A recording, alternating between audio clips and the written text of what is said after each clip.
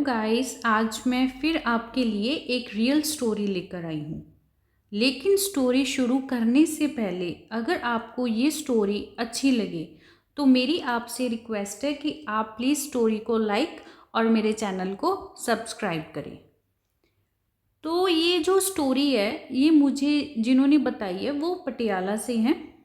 ये उनके परदादा जी के टाइम की स्टोरी है। ये बहुत पुरानी स्टोरी है। तो ऐसा था कि जो पुराना टाइम था ना, उस पे भूत प्रेत जिन पिशाच ये बहुत कुछ सुनने को मिलता है। हमें ऐसी बहुत डरावनी स्टोरीज़ हैं जो हमें सुनने को मिलती हैं।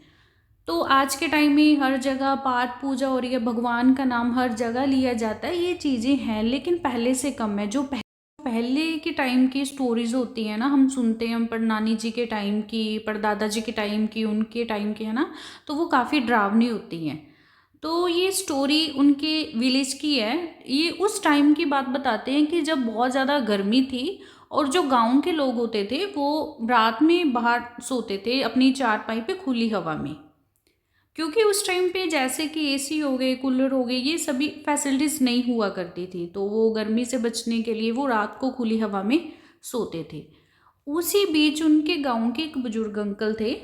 जो वो बुजुर्ग बाबा थे वो क्या करते थे, वो रात को सोने के लिए उनके घर के सामने एक बहुत बड़ा पेड़ होता था, वो उसके नीचे चारपाई अपनी सेट करते और वहाँ पे सो जाते, जैसे वो रोजाना सोते हैं वैसे ही।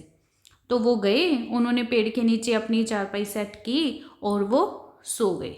इसी बीच आधी रात में उन्होंने फील किया कि उनके जो चारपाई है उस पर कोई व्यक्ति बैठा है।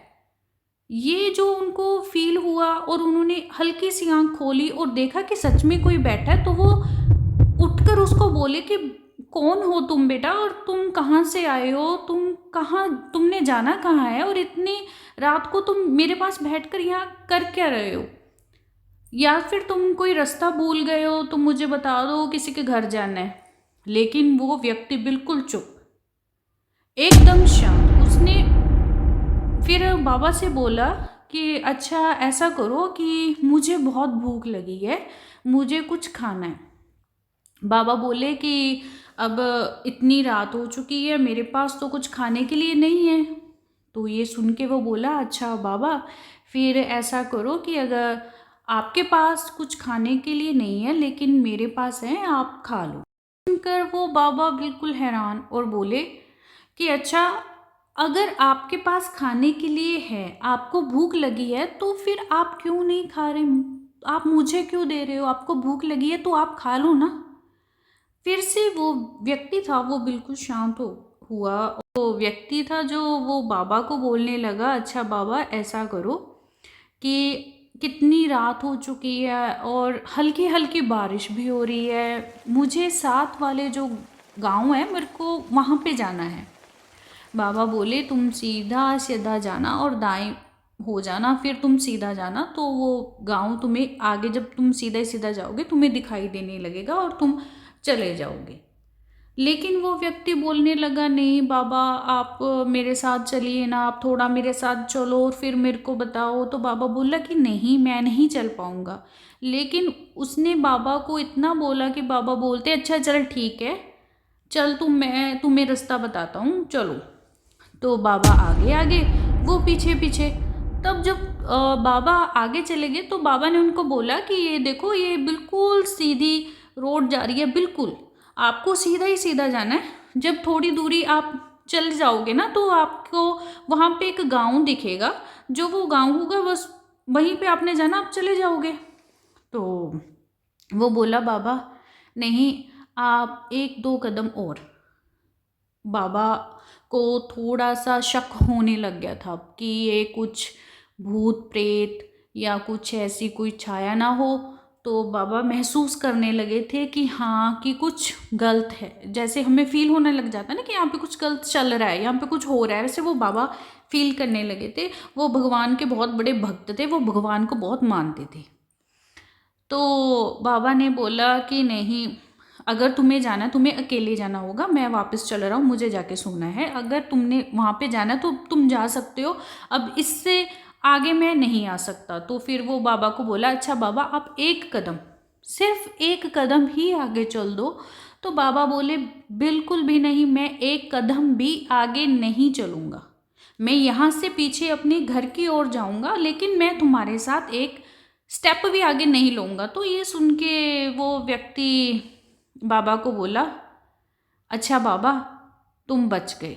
अगर तुम यहाँ से एक कदम और आगे ले लेते ना तो मैं तुम्हें छोड़ता नहीं, मैं तुम्हें मार देता।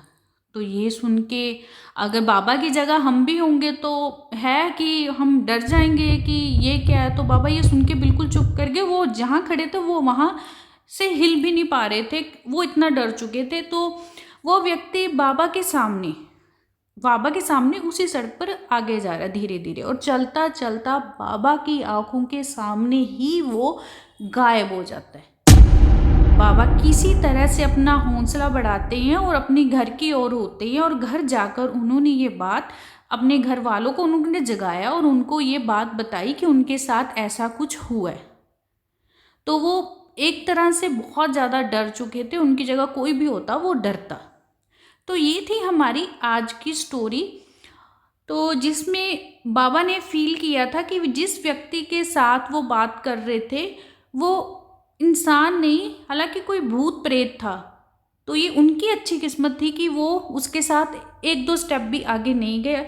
अगर वो चले जाते, पता नहीं उनके साथ ये क्या होता। तो गांव वालों को जब ये आगे आगे सभी को पता लगा कि रात को बाबा के साथ ऐसा कुछ हुआ, तो फिर वो इस चीज़ से ऐसा हो गया कि उनको कि अगर आधी रात में कोई भी ऐसे व्यक्ति आएगा तो ना तो किसी की बात सुननी है, ना किसी के साथ ऐसे जाना है। तो वो अपने घर के अंदर ही, जो उनका घर के अंदर ही बाहर सोते थे, लोगों ने बाहर पेड़ के नीचे भी सोना बंद कर दिया था। उस टाइम पे वो बताते हैं कि उनके गांव में लोग इतने ज़्यादा डर चुके थे। तो ये थी हमारी आज की स्टोरी।